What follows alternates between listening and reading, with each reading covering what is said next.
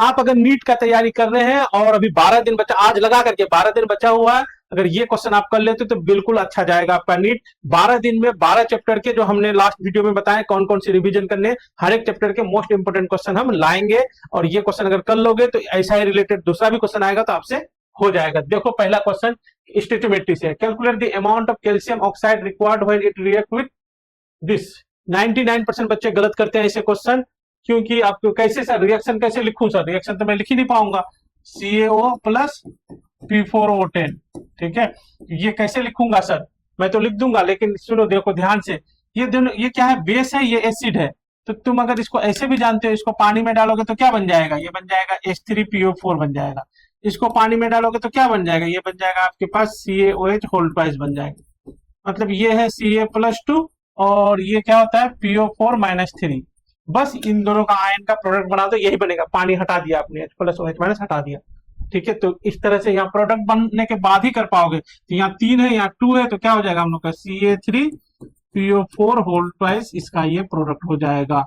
अब प्रोडक्ट हो गया तो बैलेंस कर लेते हैं। फास्फोरस 4 है तो यहाँ 4 कर लो, ये 6 है तो ये 6 कर लो, ये 1 मोल तो ये 6 मोल, तो ये कितना मोल है हम लोग का, इसका मोल निकाल लेते हैं हम लोग। 852 डिवाइडेड बाई इसका मोलिकुलर मास, इसका मोलिकुलर मास जोड़ लो, कितना हो जाएगा। P4O10 का मोलिकुलर मास बताओ, O10 का molecular mass 31 into 4 plus 16 into 10, ये हो गया 4 या 12, 4 या 12 प्लस 160, ये हो गया हमारे पास 4 6 2 8 1 1 2 284 से डिवाइड कर लगभग ये 3 मोल आ जाएगा। तो ये हम लोग का हो गया कितना, 3 मोल, तो ये 1 मोल, तो ये 6 मोल, ये 3 मोल, तो इसका 6 टाइम 6 इंटू 3 18 मोल, 18 मोल का मास निकाल लो। तो 18 इंटू 56,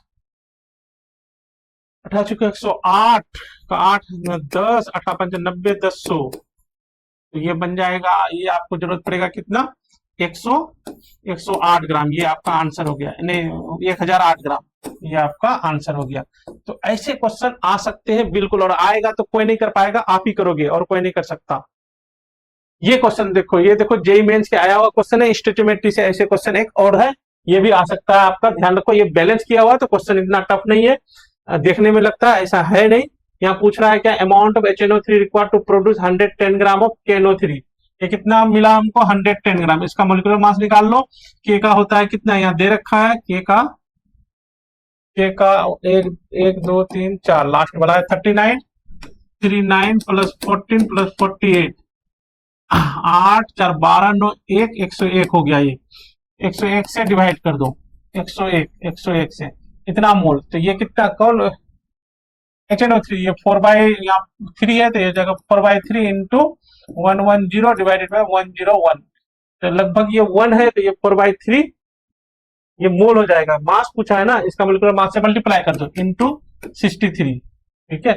तो 4/3 इंटू 63 लगभग आ जाएगा कौन सा ये आंसर, 91 ग्राम, ये आंसर हो जाएगा आपका 91 ग्राम लगभग। जैसे ये 1 है ना, और ये फिर ये 1 से ज्यादा है, तो 63 से ज्यादा, ये तो होगा नहीं, अच्छा खासा ज्यादा होगा, तो आपका थर्ड आंसर हो जाएगा, ठीक है। 90% बच्चे ऐसे क्वेश्चन तो बिल्कुल गलत करते हैं, इसको पता ही नहीं है क्या करना है, रिएक्शन थोड़ा सा लिखवा सकता है आपको, ठीक है। ये स्टेप अगर ये सब अगर समझ गए आप, तो नीट में जो है ये सब क्वेश्चन कोई नहीं कर पाएगा, आप ही कर सकते हो। How many milliliter of H2SO4 are